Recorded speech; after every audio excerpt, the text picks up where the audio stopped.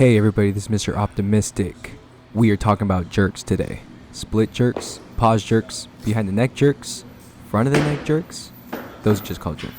So we are talking about how to stay consistent with those guys. These are the make or break, the final lift, the possible no lift, the soft press, soft elbows, and the money makers. These guys are intense. They're fun. They can be fun. And they can be really easy if you just get them right. And that's the hard part, is getting them right. So we're going to talk about how I've been so successful with the split jerks. I personally have missed maybe 6 split jerks in competition. And that's 10 years worth. 10 years worth of competing. So, and all of those have been either due to some of the things I'm going to talk about today. So the first thing I'll talk about is how to stay tight in that catch, just like that one right there. That was a good example. Here we're doing a 5 rep max, and in order to do these consistently, for me, it all starts with coordination. Coordination is very important, and maintaining that perfect split position. You should technically hold that guy all day. There shouldn't be any reason why you're squiggling around, why you're moving around, dancing around, anything like that. Once you stick it and drop it, that's all it should be. It's pretty robotic, to be honest. Is when you get consistent, it should look robotic. And when you start moving around like that, that's when something has failed. So for me, the most efficient thing for me was to get my core right. And in doing so, we did a lot of static planks. A lot of static planks to the point of exhaustion. And getting good at those were instrumental in my success on these split jerks. And once you got good at those, we moved on to heavy jerk drives. So with those, you would typically put around 120% of your max, at least in the cases that I was doing it at, and you would simulate the dip, and you would do a complete stop at the very bottom position. And once you kept your core tight as you can, you should be able to take that load for about 3 seconds and then repeat the process and drive up. When you drive up as vertically as you can, you're going to catch the bar and you're going to dip right back in that bottom position. And then what I mean by bottom position is when you're at the very bottom of your jerk, you should feel your feet gripping the floor and all of your weight perfectly displacing your feet. You should not feel anything going forward. You shouldn't feel anything on your heels. A lot of people like that. Don't know why. It's very inefficient. But you want to make sure everything's completely even.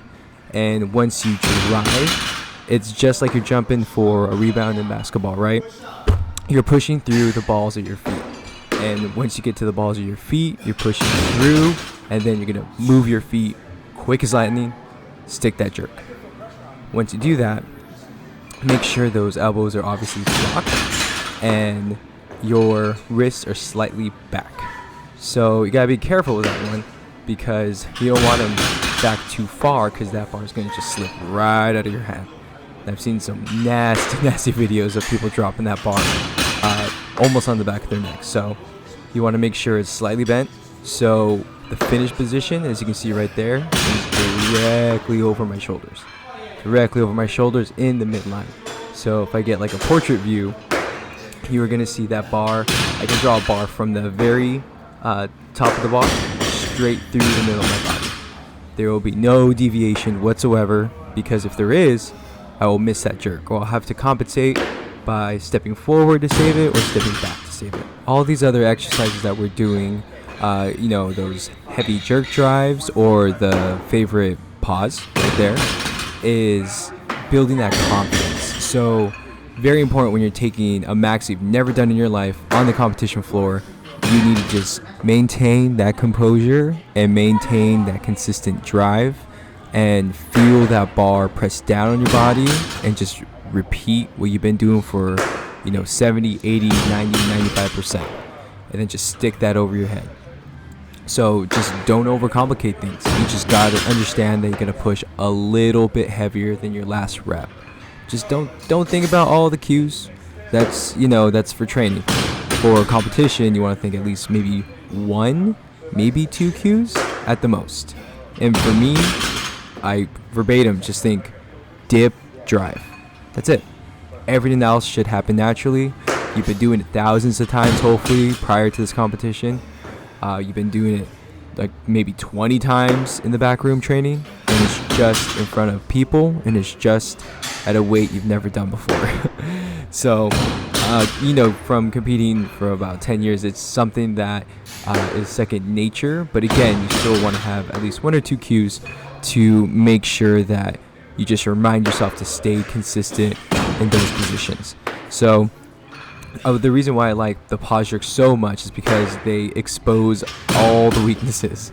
They will expose if you have soft elbows, if you're not coordinated, if your front step and back step is too short, and it will expose everything. So it's good at heavier weights, and that's why we're doing these at a heavier weight, is to maintain that perfect consistency. And those really, you can kind of branch it off to different exercises you can do. So for example, if you're having issues taking the front step forward, you're going to do what we call tall snatches. So that's getting in your full extension, putting the bar directly on your forehead, and then pushing yourself under. So you're going to keep repeating that, and make sure you have a coach or someone else, or videotape yourself to make sure you're doing these right. It maintain that perfect balance, so you don't feel any pressure on your front foot or your back leg overextending too much, right? That's going to push the weight forward, or it's going to put you in a position where it's unsafe, pretty much hyperextending your hips. So another thing is, if you do have soft elbows, you just got to do some strict presses and just got to make sure to fix that just locked out position. That's something that you really want to do. So another thing is balance, right?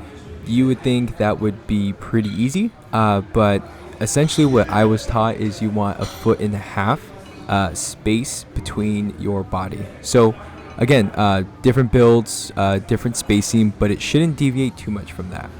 And another thing is breathing. You would think breathing's pretty easy. We do it all the time, right? But you want to take that steady breathing. You don't want to hyperventilate.